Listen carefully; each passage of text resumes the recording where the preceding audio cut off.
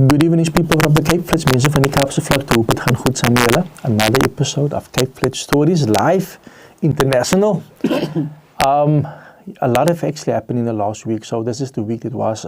I don't know if you guys saw the story of the manager. I'm not going to mention any names, but the manager, he actually was caught with 18 million rands cocaine or drugs.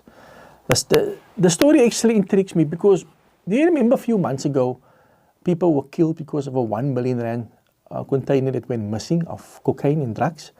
The question is, waar krijg die money drugs van? Also the guns. If you go into the story, you will see the guns that they actually got from him. Those AK-47 and other assault rifles. Those guns were involved in a heist in 2019, I believe.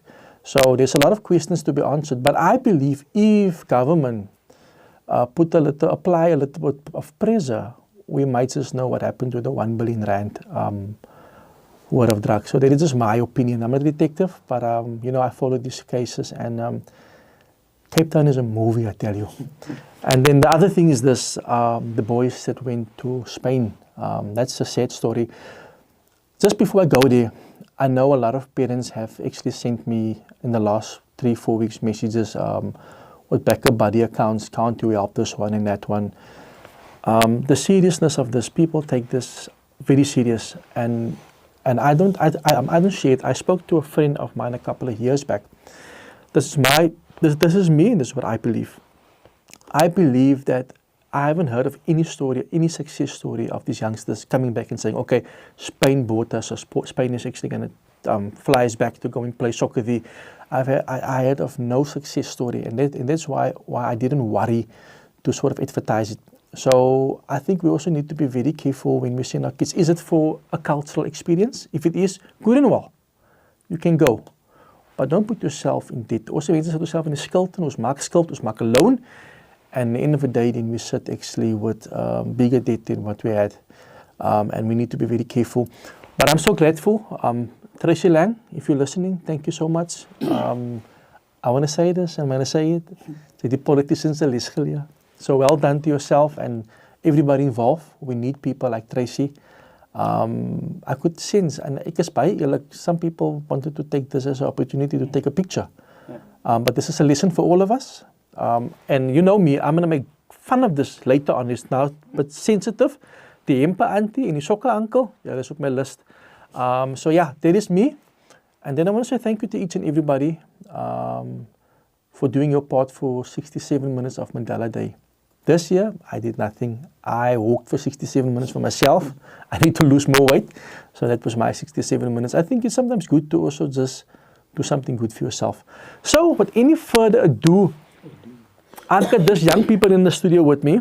They're from an organization called Siyazana YDF, and they can tell you what the YDF stands for in the meaning of the name. I've been working with him for quite a few years. We've done some great projects. Aside from me just talking a lot of nonsense on Facebook, I do work in the community.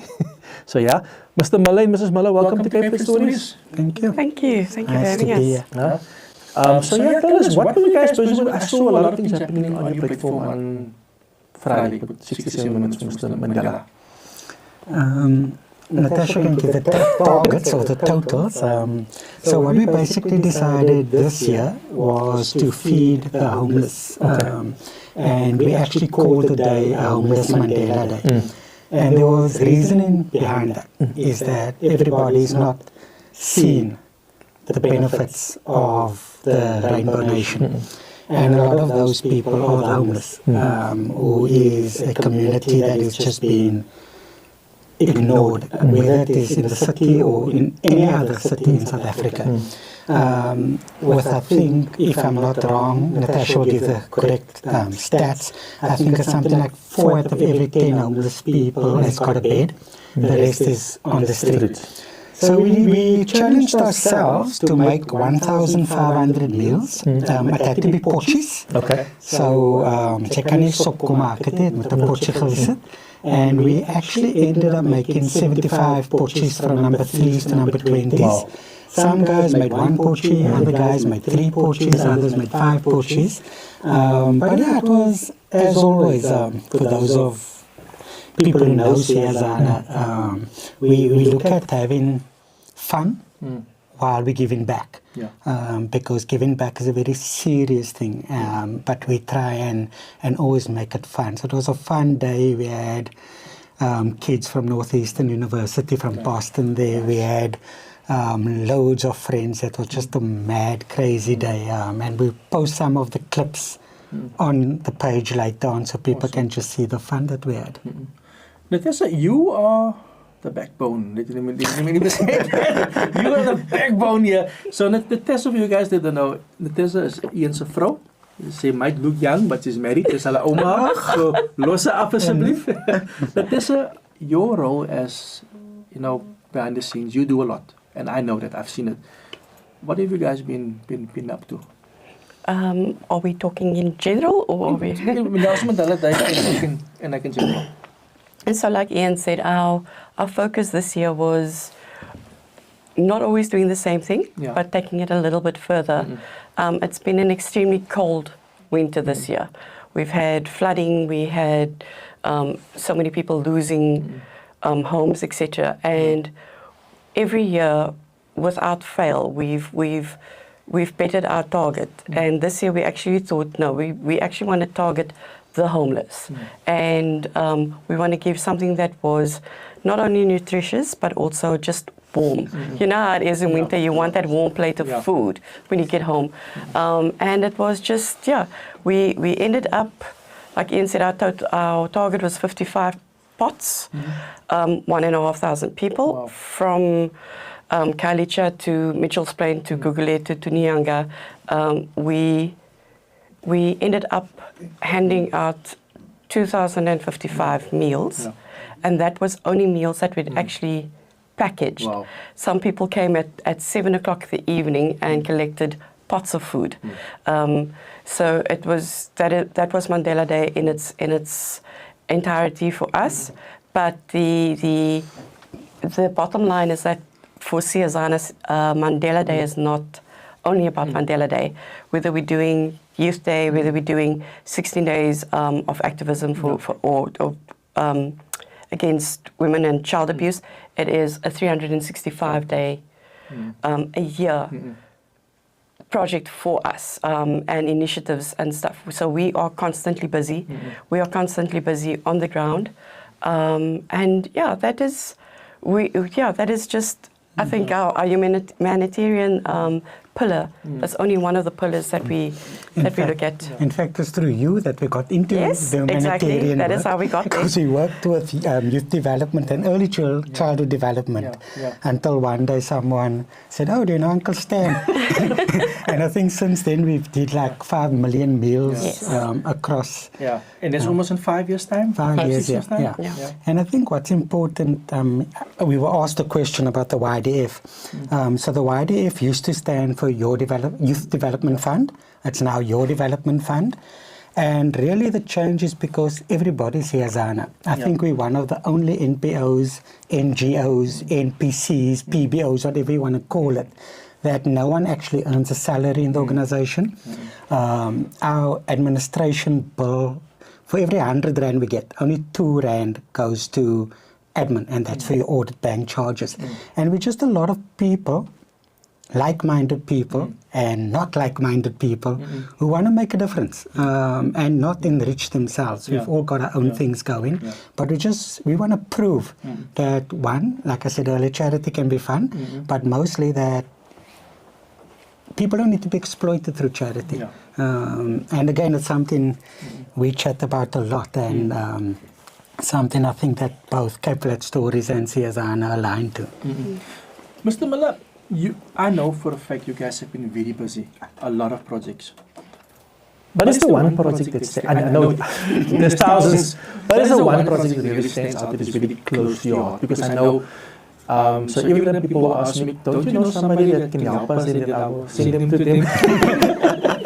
But is there any specific project, because I know you've been involved with many projects, but I don't know if you can think of one project. So yes, whatever Cape Flat Stories send people to us, that's what we kind of do. But I think it's different for Natasha and it's different for me. So as an organization, we've got 4 pillars, which is early childhood development, youth development, gender-based violence, and humanitarian. For me, it's very much around early childhood development, and for Natasha, it's much more around gender-based violence. And I think, I mean, you know my story in that even today, I can't read and write and see words and letters like most people. And when I was at school, I always taught when we ran our Failing Forward program, I always asked the question, who failed once? And then I put up my hand and like 3 or 4 children will put up their hands. And then I'll say, who failed twice? And I'll put up my hand and like Les will put up, and who failed thrice? And the one will put up their hand and I'll put up my hand because I really did fail thrice in school. But I never quite knew what was wrong because I tried. It's not like I didn't try. Until I realized that I don't see words and numbers as easily as most people. Because of repetition, it becomes familiar to me. And many kids out there suffer from what is today called cognitive development, but when we grew up, that term didn't exist. So we, as an example, teach kids to read with no words, and we teach them to count with no numbers. And we use play as a mechanism, and that's a whole conversation for another day. But that's my, out of the 4 pillars, that's the one that I am most attached to. And like I said, Natasha, she's most attached to the gender-based violence side of things. Yeah, so I think that with the start of COVID, like Ian said, when we started Siyazana, it was based on early childhood development. I'm an avid reader, and I believe she's got 4,000 books. I got 2 books. True story. I believe that reading opens up doors, and there's that saying that goes from leaders to leaders. I think that there's so much truth in that, and that was what we were focusing on. When COVID came, one of our partner sites in Tafelsig actually called us to say that the kids were standing outside of the school waiting for food. And this was in hard lockdown. You couldn't blame the kids. They were hungry. That was the only place that they would get food. Through COVID, we were doing a feeding the one evening, and I had 2 girls, no older than 12 and 8, that ran up to me and asked me if there was any food left. And our pots had run empty at that time. And I couldn't understand why this girl, she was saying, please, even, so in Afrikaans, asani is a korsini, so that the younger one could eat. And I said, I'm sorry. And then I'd asked her what the reasoning was, like, why didn't you have anything this morning or anything? And she said no. And then she said, we had organized that we had given our food and the community workers' food to them. And she had turned around and said to Ian, dankie uncle, vanavond hoef ek nie, hoef ons nie om met die ander uncles te gaan slaap vir kossie. When I looked around, it was like, I'm like, did I just hear that? And the complete, it wasn't that they disregarded it, the other adults from the community, but it was such a norm.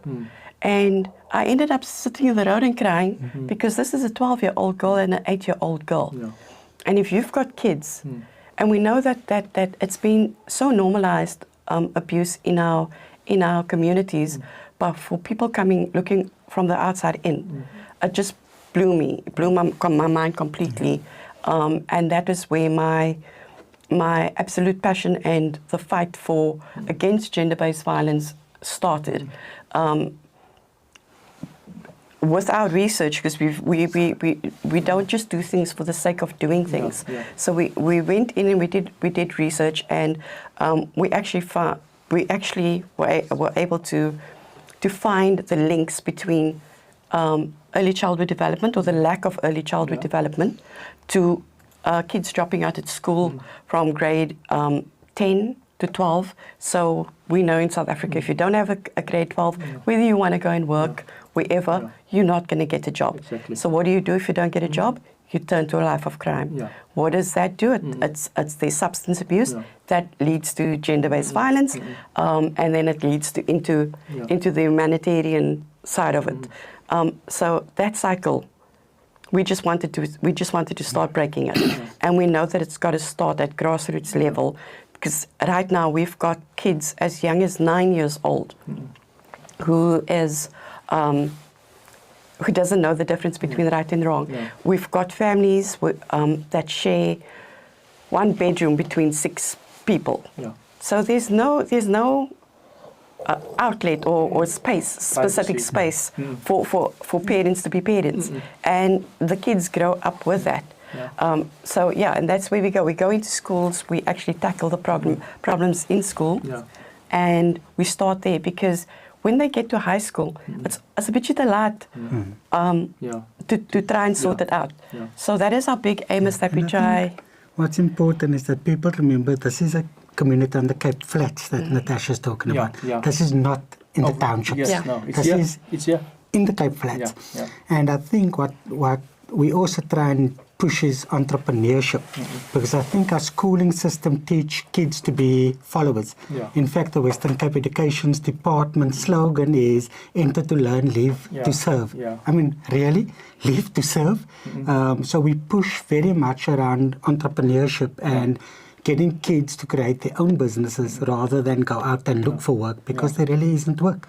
And that's a very interesting thing that you've mentioned there. I think we're being set up. Of course. Like you've said now, enter to serve. So met other words, sy sê nou vir my, ek gaan werk by die eerste job wat ek kry. Whereas to, if I learn a skill in school, I can take that skill and I can start a business. And I think, en dan moet ek gaan eerlik wees aan jou. Government is lying to us. Government is lying to us because they are making us believe that, you know what, that we need them to create jobs. Yeah. But what we actually need is we need you and her, me and them to create jobs. It's us that create jobs. It's nothing to do with government. Government make funding available. But as you know, Ian, I was just going to ask to who. I mean, exactly. I've seen a list of names that money that was given recently to organizations. Ek weet hoe sy ook kan praat, but die mense wat ek weet in die community wat weet, sy naam is daar op. I saw almost 100 million rand Yes. Yeah. given to people. These mense, I never heard of them. You guys are never on Facebook. It's very seldom you guys on Facebook, but your projects are out there. I know about your projects. So here's the issue with that, Stan, is that when we post something, then people say, why must you say what to give? Yeah. But if you don't say what to give, then people don't recognize what Yes. to do, and you can't get funding. Yes. Yet, when the mega organizations go on TV, then everybody salutes them. But when the grassroots organizations like Siyazana, and there's so many that we work with all the time, Stan, when they do something, then it's like you're not even allowed to talk about it. I mean, we've had, again, we're not going to mention organizations, but there was a fire in Capricorn Park where we went in, someone approached us for material food. We did it with them, a well-known celebrity. They took the food to Capricorn Park, and the next day on probably one of Cape Town's biggest radio stations, a different organization claimed they did it.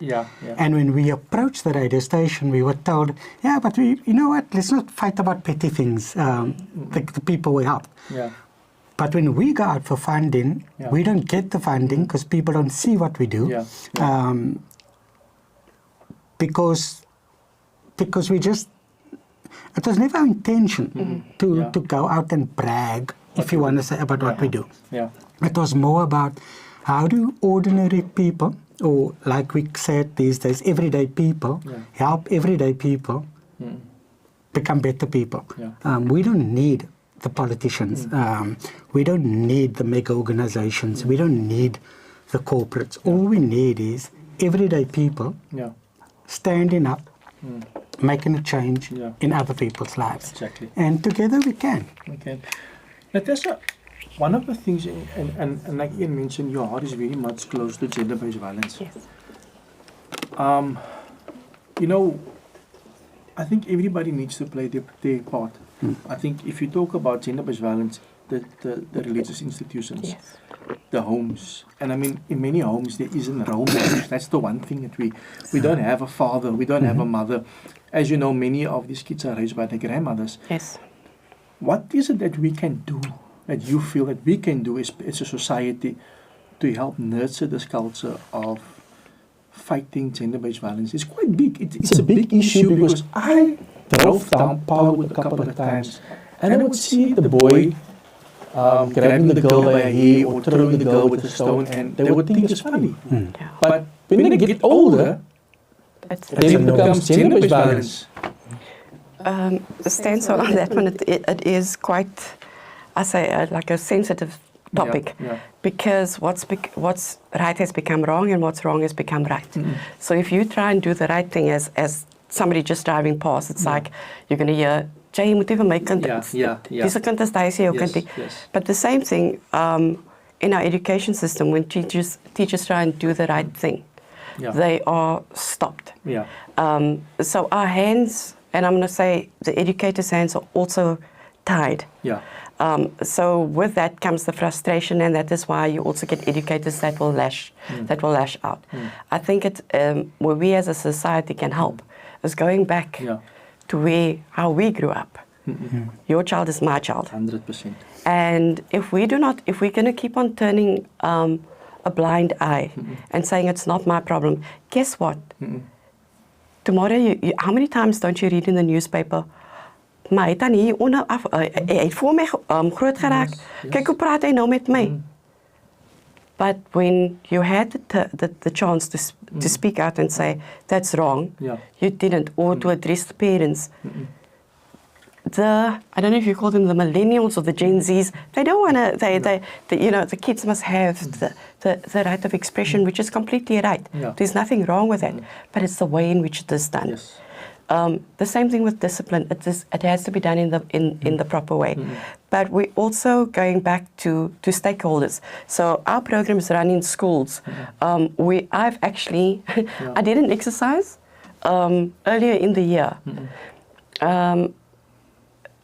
Can I say how fun the other one, the gender-based one? You can't ask me, can I say? The GBV Response Fund is one of our funders, but they do amazing training.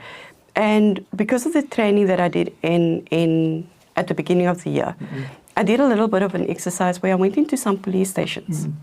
And when I walked into police stations, there aren't any information pamphlets or brochures up. And I actually emailed a station commander just to say, can I come and have a look at your victim support room? To date, I still haven't received. Then we get told, but nobody's coming out to help us. The communities are left behind. You go to a school, you message a school on the Cape Flats and you say, our programs cost nothing. Our collaborating partners, it costs nothing for us to go in there. And you never get a response, or it's like, you're not going to come and take over my school. We've never been in it to take over anything. The more knowledge that we can spread, the more resources that we can give you to upskill you, it is amazing. And I'm actually going to mention the school. We work with Didana Primary in Lotus River, and hats off to that school. And Spineview Primary in Mitchell's Plain, I just want to give them a big salute to all those educators, to the principals, because leadership starts from the top. And those are people that is fighting for the betterment of the students, not just doing a job for the sake of doing a job. So yes, they're not sitting back and going like, okay, we're not getting the funds, we're not getting the money from government to do this. They're actually coming out and saying, we'd like to partner with you. What can you do? Let's work together. And that I think is the biggest thing. It's the working together. It's the collaboration. Ian brought up a point earlier on where he said that it's the CBOs, community-based organizations. A UK organization was doing interviews and caught me off guard, but when she asked me, when I go back to the UK, what can I say to people? And my answer was, stop dismissing the CBOs. Die antie wat haar skool het in die pad en sy is ene wat weet wat in haar community aangaan. Yes. Communities have to solve community problems. That's right. And if you're coming out and you're sitting in an office and all you're doing is like, oh, I don't know these people. There's no press releases. There's no social media presence going on. They're not doing anything. Come out and come and visit us. We always say, come and visit our organizations. Come and see what we do. Come and visit the projects that we're doing. And so it's almost like get involved. Put your money where your mouth is and come to the project. Come to the ground. Mr. Miller, like Natasha said now, right? People will always ask you, what is it that you do for the community? They get on Facebook. They don't know that we put our own money, our own family time. I mean, you guys can also talk, you know, you go out, you put your time, and then they still ask you, what did you do for the community? I think the real heroes are guys like yourself. Thanks. Thank you. And people don't see it, and like you say, it's community. Now you have guys talking for us in Parliament that knows nothing about. You see no politics. No, but unfortunately, but you know, if guys speaking for us in Parliament, they don't know what we really need. Like I mentioned earlier, if you look at how they're funding the money, putting the money out there, the money doesn't go to people that really need it. I mean, I look at the list, and I look at the 5, and I look at you guys and the other 4 organizations that I think that needed the money. Not one of your names are on there. And that is so disturbing, because at the end of the day, you know we don't have time left anymore. Yeah. Our communities is going downhill. And because we don't get the support of government and of businesses, I want to say businesses, Mr. Miller, I stop buying certain things. If you don't support my community, I don't support you. How do you find that part? You know, how long do we have? Okay, so let's start with politics. So, as an organization, like I said, we are made up of different people, and every person in that organization has got political views. But as an organization, as Siyazana itself, we are apolitical. We refuse to align ourselves to any political party, to the point where, if I take an example, during COVID, we did a feeding at Siyavanda Laan in Lansdowne. While we were busy feeding, a political party pitched up, put their banners up, and I nicely took the banners and put it back in the car. And the security came, and it caused conflict. And it's like, why are you guys putting the banners here? We were just approached now to also support a football team, because there's no government buy-in to support this football team on a trip they want to do. When we agreed to support them, the first thing the person we're trying to help says is, can the politicians get there? Why? If they're giving money, they can get there. But Siyazana money will never ever be aligned to a political party. Doesn't mean that Ian doesn't have political views, or Natasha or anyone else within the organization. But as an organization, we will never ever attach ourselves to any political party, and we will never ever partner with a political party. And simply because our belief structures is different. We truly believe that we need to change South Africa from the bottom up. If we're not going to fix grassroots issues, then it's pointless fixing the things that we talk about in Parliament. And politicians talk almost like ads on TV. They're selling a product, and their product is their party.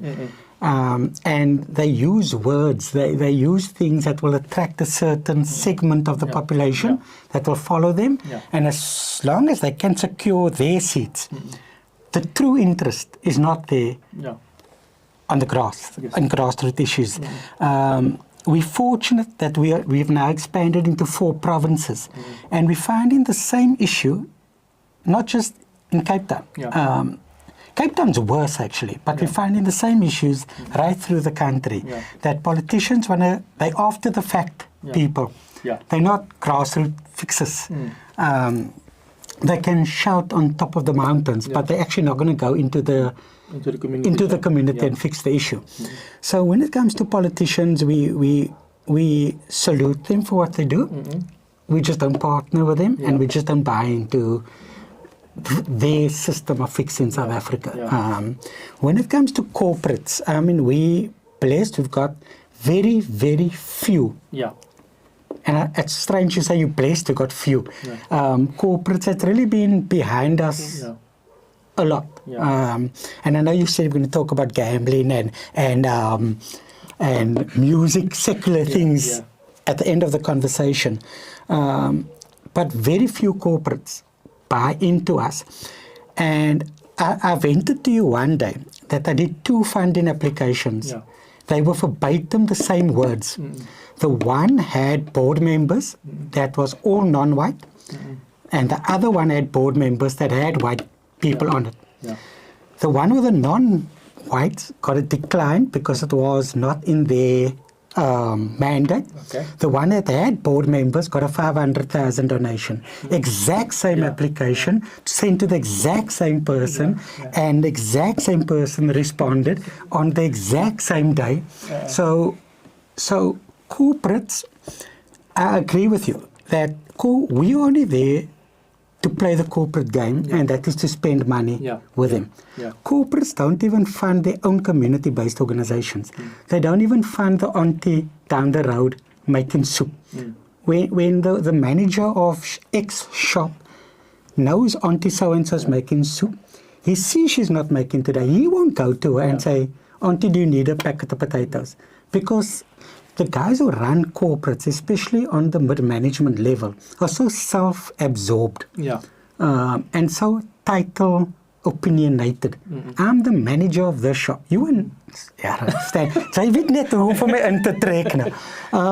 But we are grateful that we do have, and I can't count them on my hand, the amount of corporates who support us. But we do have them. Awesome. But we are truly battling to break into the broader corporate side, because we are not the type of organization who brags about what we do. Maybe we should. We're not the type of organization who exposes other organizations. Maybe we should. I mean, people can go onto our webpage. Our financials is there. It's audited independently. They will see there is 0 salaries. Everybody within the Siyazana environment gives of their own time, their own space. We just now got offices. The Lord is good, because someone, hi Uncle Alan if you are watching, because someone blessed us with space. But you knew how our house looked like. I mean, the only place that didn't have stuff was our room. The rest of our house belonged to the organization. We don't have fancy offices. We don't have fancy cars. We just want to make a change. And you know, we're not everyone's cup of tea, because most people want to be recognized for what they do. You know, I suppose we're human. We also like recognition, but you know, for us, it's not the be-all and end-all. Natasha, you also work with other organizations you've partnered. There is the one thing that is strong about your organization, is that you know you can't collaboration. So you collaborate with other organizations, with other people. And I think that makes you strong, because now you're spreading that wings, you're spreading the organization. Tell us more about your collaborations with your other partners, if I can mention. Okay, so I think you said it in a nutshell. We can't do everything, and we can't be everywhere. And like Ian said, none of us are salaried staff. I very strongly believe, and I will always say it, you cannot teach somebody what you don't know. But we can't also do everything and be everything to everybody. And as Ian mentioned, we are in Gauteng. We've got partners in Gauteng, KZN, Eastern Cape, and the one place that I really want to break into is the Northern Cape. But it is, when we talk about collaborating partners, it's people who has the same heart for people. It's people who are passionate about being the change. It's not always easy because some of our partners have a colourful past. But you know what? Those are the guys that actually know how to speak the language that needs to be spoken. Yes. When they start speaking the language, give me a dictionary so I can decipher this. Words are not in the dictionary. But then it's not, But imagine me going into a school on the Cape Flats, and like I said, it's like, it's not me. So I love kids, I work with kids. So there's kids that I know I can go, come on, we're gonna sit and we're gonna do this together. Now can you imagine all the Cape Flats in every area, and me going into a school and saying, come on kids, let's sit down. So you've got to speak the language that they speak, and that is where our partners come in. Because again, they're from the community, they've got that history, they know how to address the community. But it's also these stories, it's their lived experiences as well. You cannot teach somebody what you haven't gone through, and that is where the strength and the power lies. So we've got, I can't even tell you how many collaborating partners we've got. But the one thing that we do is we don't just go in willy-nilly and partner with anybody, because it's very important for us that the ethos of Siyazana is upheld. The safety of children, women, men. It's so vital, especially in the gender-based violence arena. We've unfortunately in South Africa seen what pedophiles do, and they come in all shapes and forms. So we've got to adhere to keeping those kids safe as well. But I think that our collaborations actually make us stronger. We work together, we work well together. We're not there to take over their organizations. They're not here to take over our organizations. We actually strengthen each other by working together. I think Ian said it at the beginning of COVID, when we had 5,000 rand in the bank, and we had a call from to say we need help, and we were like going, and my husband decided that he was gonna run a 5K run. Imagine. He doesn't walk for 5, but when we had to get to our target, the one thing that came out of that was like so unanimous with all the donations that was coming in, was that I've only got a little, I've only got this, and I'm really sorry. And but then Ian said our lounge was full of it was actually so full of items and stuff. And Ian actually turned around and he said, a lot of littles makes a lot. Exactly. And it's the same thing with our collaborating partners. The little that we've got, whether we've got 2 or 1 or 3 working here, we've actually, it's a network of people working together to strengthen I'm actually laughing inside, because I know there's people out there thinking, now where do you get the money from to do what you do? and here's the truth. Just over the last, I'd say 2-3 years, we've equipped over 200 ECD centers with our book nooks. We've distributed over 50,000 brand new ECD books. We've distributed about 10 jungle gyms. We did close to 5 million meals. And if you want to know how we get money, become our friend on WhatsApp. You will get the message. Because we, again, you know, as much as we say a lot, we are blessed that we've got the most amazing friends. And we could put out a call now to say, guys, we need, for Mandela Day, we want to do 1,500 meals. Friday, we had over probably close to 80 people who just pitched up, took out their porches, made porches. And that's how we do it. But Mr. Miller, you are very strict about, like you said, who you collaborate with. Yes. And it's very important. I know myself, when you had the conversation, you said you don't align to anybody or don't link immediately. You first want to check out people and people have to recommend you. But also, what does this brand mean to you? Because it is more than just a brand. I mean, you guys have offered, you gave up your house. Even still, when they see Siyazana, so tell us more about. So, I mean, like I said, we gave up our house, we gave up our cars. We actually don't even have a car anymore because we've just given everything. And it goes back to, am I allowed to say how we started? Yeah, the truth or the corporate version? So Siyazana has become a lifestyle. And I mean, Natasha and myself, we're both looking at not stepping back, but doing less work because we're not teeny bobbins anymore. Yeah. But it's become a lifestyle. And again, back to what I said earlier, for us, giving should become a lifestyle. Yes. Sadly, we live in a country where giving is not a lifestyle. Giving is a burden. And you can't blame people because the socioeconomic situation of the country is dire. And that is why we say a lot of littles make a lot. Yeah. So if we've got, and I mean, Stan, you can show people your messages from me. It's like whenever someone approaches us, doesn't mean we've got what the person needs. But we send it out to our 1,500, 2,000 friends, and someone has got something. Yeah. And it's all about that. It's all about giving what you have that you don't need. And again, if I take Friday as the example, the target was 1.5. By Wednesday, we were nowhere close to it.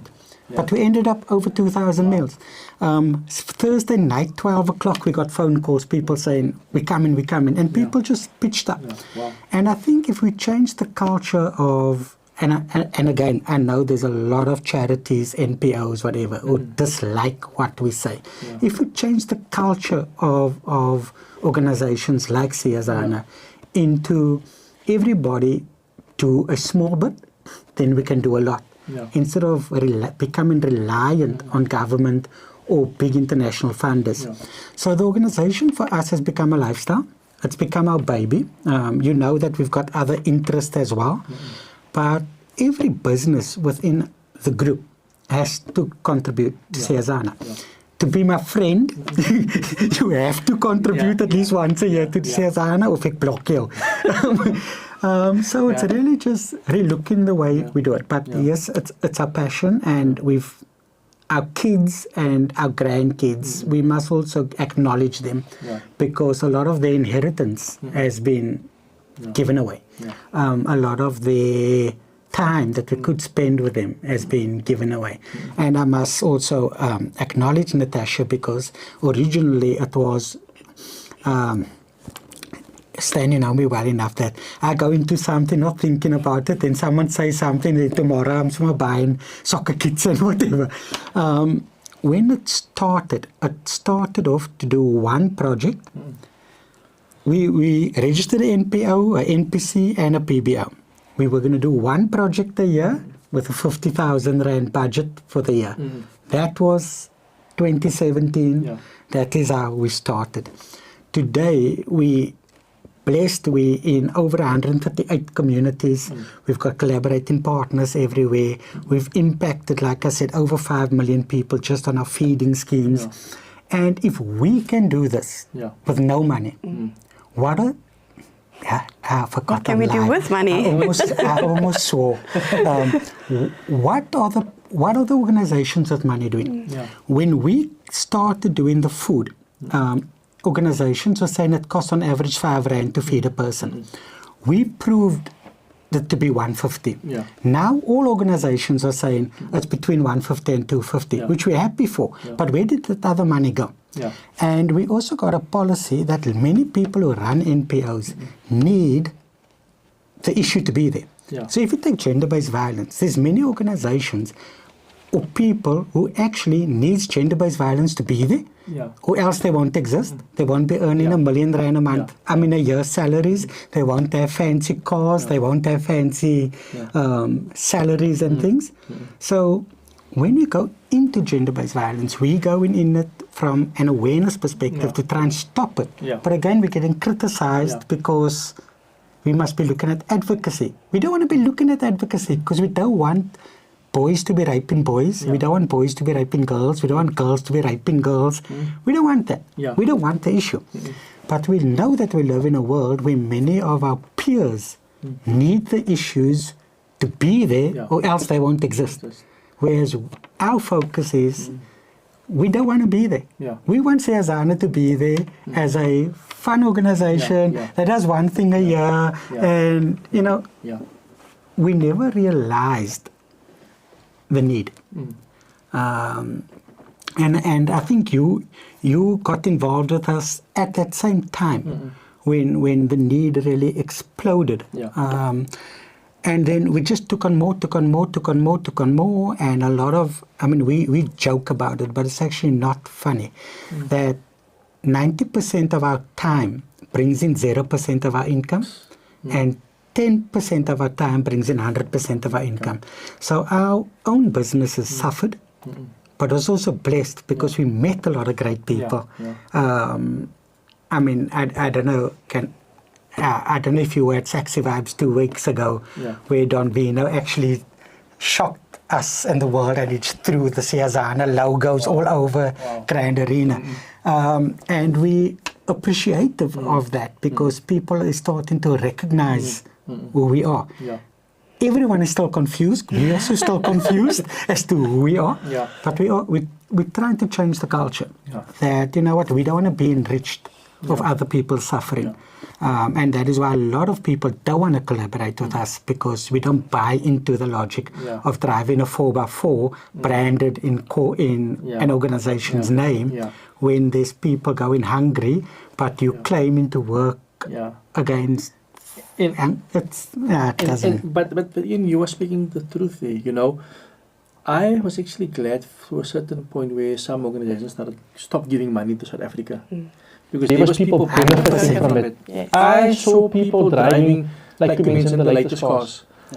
People, they will take 3 children from the street, come, walk with me, and take pictures, and we do. They were empowering and uplifting themselves. And we need to be honest. And that's why I always say the people that's doing the work is not always getting the credit. Those that are robbing the system, those that are chopping the system, those are the ones that are getting the money. And I don't know. I think just like it, and that's what you said earlier on. Sometimes these things need to exist for them to have a job. And I think also in the country that we're living in, we have a high unemployment rate. Correct. And people see opportunity to make money. I've seen people, with AI now. I saw a guy writing a proposal with AI, and he got the money. He got the money, he doesn't know how, he just type something there, he got the money, sent it off, he's registered, and he got a couple hundred thousands of rand, and the money's going into his pocket. And that is the thing that we have, is that there's a lot of corruption also in the NPO sector. You've obviously seen yourself where people would say, okay, we do this, but actually behind the scenes, they're looking after themselves. We had a conversation a while back, people, no one mention names, but die mense agter self kyk, where the people are hungry. And I think that's why I said for us it's important that we're very open about our finances. And anyone can go onto the webpage, you can see it, the finances there. And I was always under the impression, in fact, not was under the impression, legally NPOs, because we're public benefit organizations, our financials must be public record. Yet, I challenge people to go into the mega organizations, web pages, and see if they can find the financials. The financials are just missing. So why? When we are public benefit organizations that's supposed to be publicly displaying the ins and outs of the money. I'm going to say something that the ANC corrupted a lot of people and organizations. And I think like there's this thing that people say, if the head is corrupt, the whole body is corrupt. And I think that's what's happening. So, I wish I could disagree with you. People who know me knows that I'm an ANC child. I joined Umkhonto weSizwe, not a political party called MK now. I sacrificed a lot of my time. I spent time in detention. I spent time in hiding. And when we did Mandela Day, we speak about it and we say what we fought for and what is happening is not the same thing. Yeah. But where did the corruption start? It didn't start now. Yeah. It started around that table when there was this transfer. We'll give you the vote, Yeah. and you ensure we keep the economic power.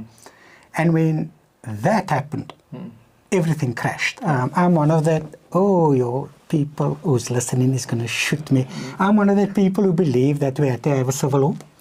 I believe that it wouldn't have lasted long, but the economics of the country would have stayed. Yeah. We're the only country where all our gold and minerals is listed on stock exchanges in other countries. Yeah. Where is that even heard of?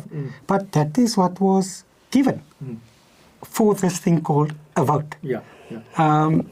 And again, I go back to myself a lot. We blessed our kids today have jobs they would never have had under an apartheid system. Yeah.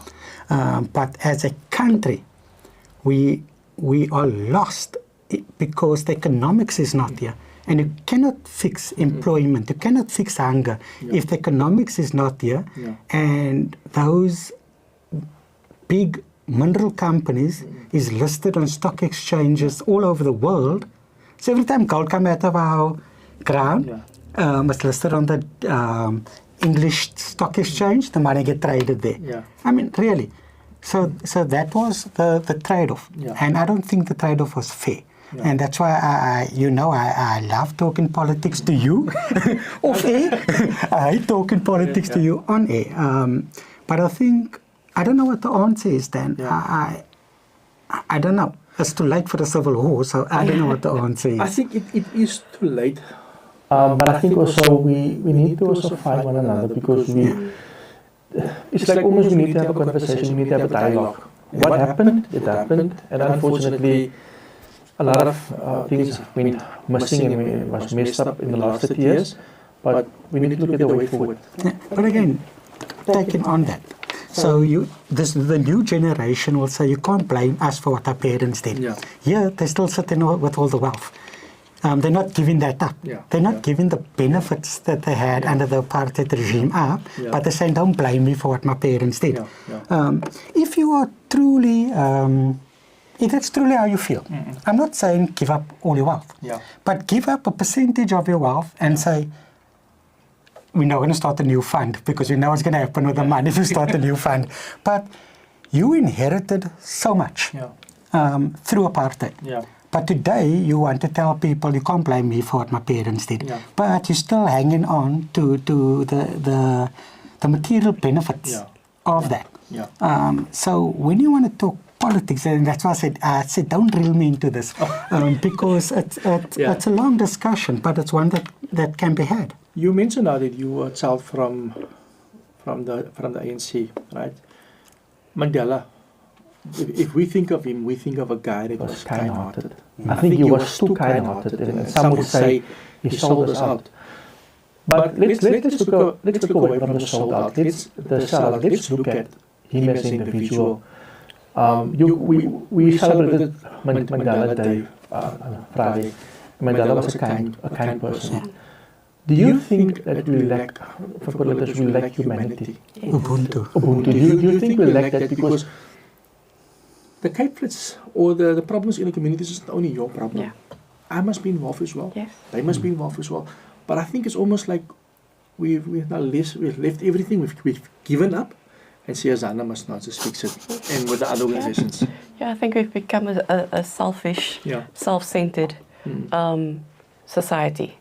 It's every man for himself, and I think it also stems from people just being tired of seeing the corruption that is going on. So it's like you said earlier on, because somebody else in government got away with it, or this one in a bank got away with it. You know what? I'm doing the hard work, so they are enriching themselves and not getting caught. So let me follow in that footsteps. And it's like our kids today. When you think, who are they watching? Who's watching you? So guess what they're gonna do? what's the quickest way to get rich? Our crime stats has all gone up. Everything has just gone. Our ethics has gone completely down the drain. And I said it earlier on, what's right has become wrong and what's wrong has become right. And it's who's watching us. So yes, as much as you say that there was kind-heartedness, and there was, we want to believe that there's a legacy left behind. The legacy of Ubuntu isn't here at the moment. Ubuntu is not practiced, and it's not practiced anywhere. Period. I can't say whether it is on the Cape Flats, whether it's on the Cape Flats, whether it is in our townships or anywhere in South Africa. It's just not practiced. If it's not, it doesn't affect me. I'm not bothered by it. It's me and my home alone. Yes, exactly. Yeah.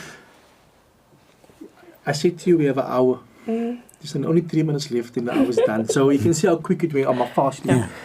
But you guys have organizations like Victor Fusions that is doing events, and obviously you need to sustain Siyazana.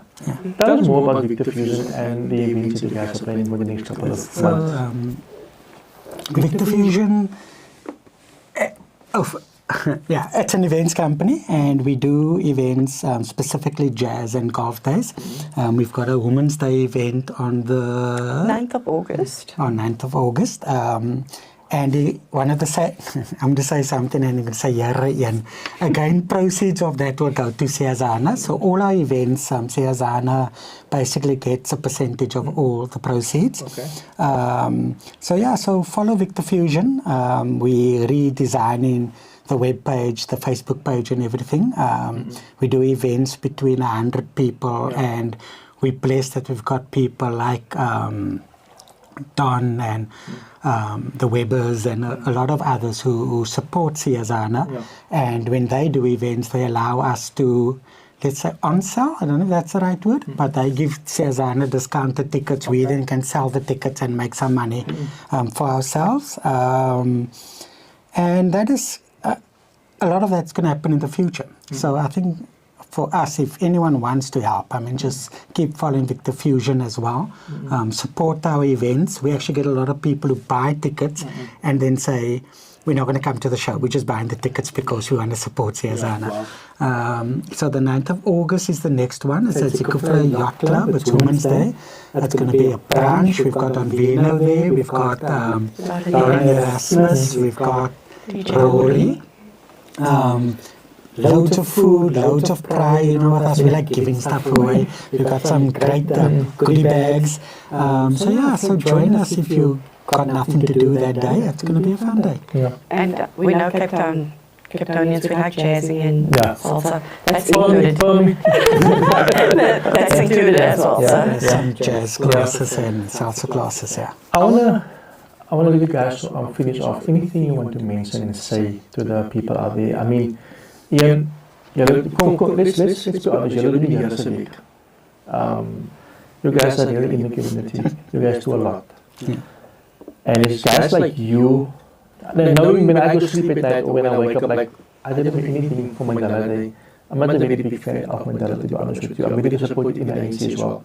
But I did my part the day after that. But anything you guys want to just leave with the people, because I know you guys are very active, you guys are very busy. But I also feel like I mentioned earlier, people have given up. People have given up. If you look at, at the news, like you said, young people need to become gangsters, they need to sell drugs and stuff. We are, everything that Mandela wanted and the other people wanted, it's all opposite. Everything is going wrong. So I want to leave it to you guys, just to leave them with the message. I think for us, it's very much, and I'm going to say God first, and it doesn't really, when I say God first, it's regardless of your religion, your creed, it's always keep God at the center of it all. And if you've got a vision, go for it.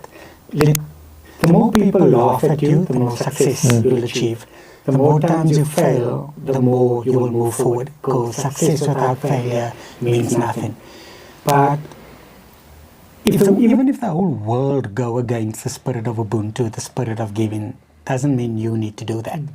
So for us, it's very much as a family focus, is God always first, the rest will come. but make sure that those less fortunate than you, that you can give some of your time, some of your resources, just some of your energy to them, and yeah, share the love. I mean, for those of you who know us, yeah, just share the love. For me, it's just be the change. Be the change that you want to be, that you want to see. It's not easy. It's not always easy. It's hard work, and it's tiring work, and you want to give up. But just stick in there. You know what? It's not always about the rewards and the accolades and stuff. But knowing that you're making a difference in the life of a child that wouldn't have had access to, whether it is a book or a pair of shoes, every little bit counts. So don't discredit anything that you do, whether it is a sandwich. Yes, we know that we get tired of everybody standing with a hand out, and that's also what we're about. Is we fully believe in giving a hand up and not a hand out. So we will give you the resources to get to that place where you've given that hand up for a better life not only for you but the future generations. Ladies and gentlemen, that was Ian Miller and Natasha Miller, husband and wife. They're also the founders of Siyazana, YDF. Please look, I know people are still going to watch this video later on, or later in the week or next month. Please go give them a follow. It's Siyazana. Facebook. YDF. Siyazana YDF. Facebook. You guys are on TikTok as well? No, not much. I'm struggling with Natasha with Ian. Soon. Okay. And but on Facebook. And Instagram. And LinkedIn. So go follow me and give them a like. And get in contact with them. If you're an organization, if you're a company, if you're a business, if you're government officials, please reach out to them. These people, I can vouch for them. They do amazing work in the community. Many others can also speak on their behalf. So it's time to support projects like Siyazana to grow what's left of the community. Otherwise, you know what, we all might have just all pack up and leave. But you know what, I believe we are going to change the narrative. We are going to change the Cape Flats. We are going to change Cape Town and South Africa with the help of you guys. Guys, awesome evening. Stay blessed. And we'll be back next week again. Cheers. Cheers. Thank you. Bye.